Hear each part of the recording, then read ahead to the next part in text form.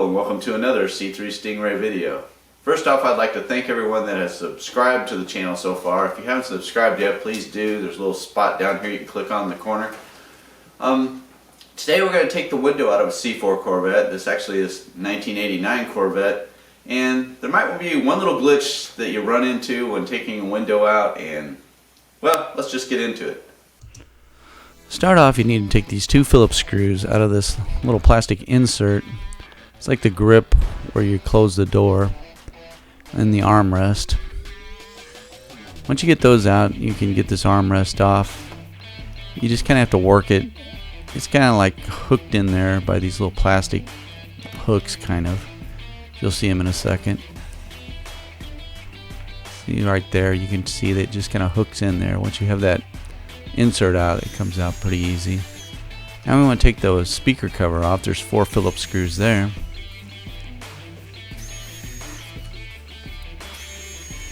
Now we're going to work on the door panel itself. Now there's 6 Phillips screws all across the bottom edge.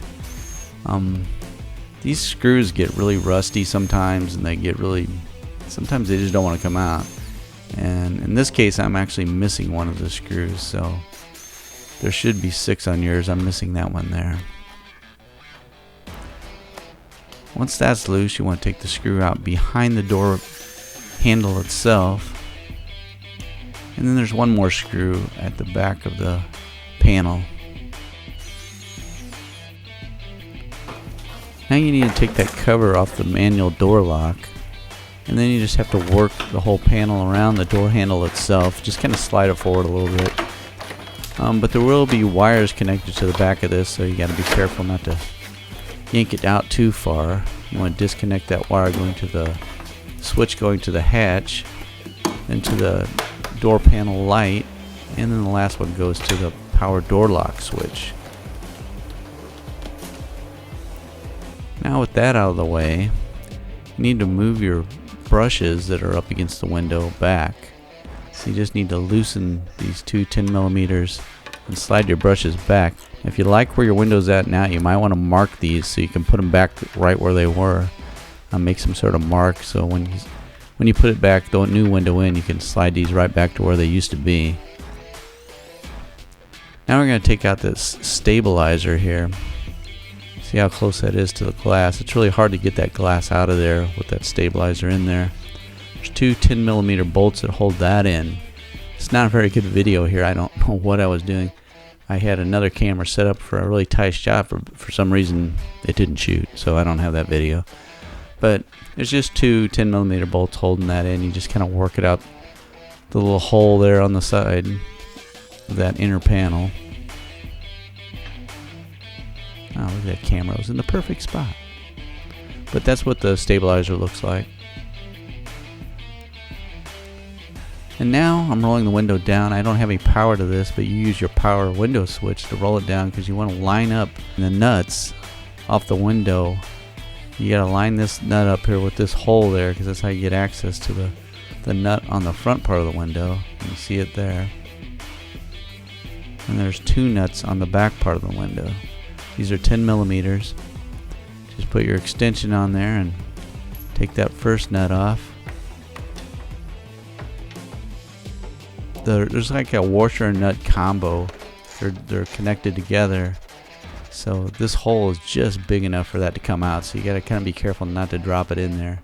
I mean, it's not the end of the world if you do drop it in there, but if you're really careful, you can get it out just like that. Now take your other nut off that you can see, but we're going to have to lower this window a little more to get to that top nut. I mean, they're close together, but as you can see, I lowered it down a little bit more for a little easier access to that last nut.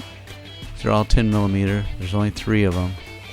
But now we're going to move up to that glitch I was talking about in my intro. Now see, all these studs you can work out of the top of the window there. I mean, out of the top. See, there are 2 slots there with those studs that we just took the nuts off of. Once you break it loose from the regulator, you just kind of have to guide it through those notches there to slide the studs through. It's not too bad, but our problem here is there's also a window stop on the front, which is too big to go through those notches. Now here we are at this stop. You can see it right there. There's the stop. And it will not fit through this cutout slots on the top of this door.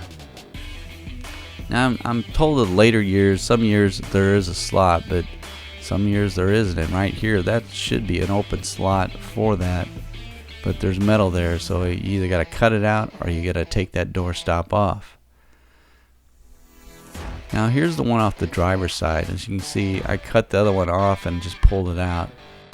It's a T40 Torx that fits in there, but as you can see, once you turn it, the back just spins, and this is the problem. So there's a spanner tool. There's an adjustable spanner tool you can get at Harbor Freight. It's only $5.99, and this works really good, and it's a handy little tool to have around anyway for $6. And you can adjust this to fit into those two holes on the back, and that's what you can hold it with, which sounds great. It's like, wow, yes, this works perfectly.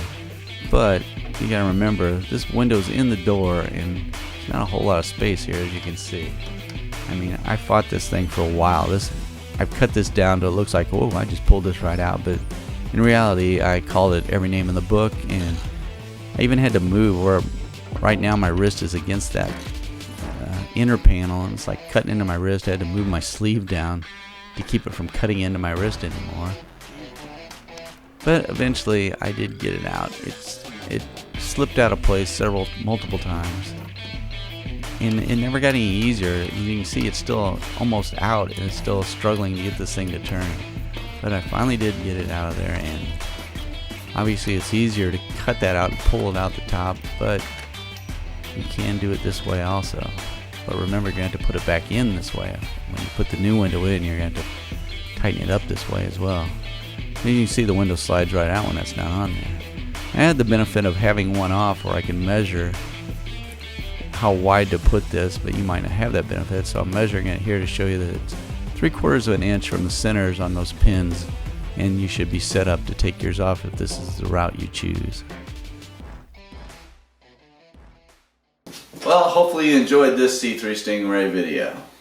When you take your door panel off, hopefully when you do, you'll see there's a big notch in the door where you can take that stop on that window. You can just slide the whole window right out and not have to deal with what I just had to deal with. But if not, you're going to make that decision. Do you want to cut that out, or do you want to try to take that stop off? I mean, you can go either way.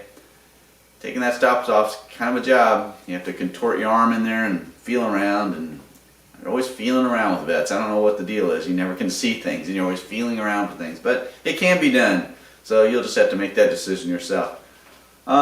Be sure to subscribe to the channel, and if you need to use C3, C4, or C5 Corvette parts, even some new parts, go to my website at c3stingray.com. And I guess that is it. Check out some of my other how-to videos, and I'll see you on the road.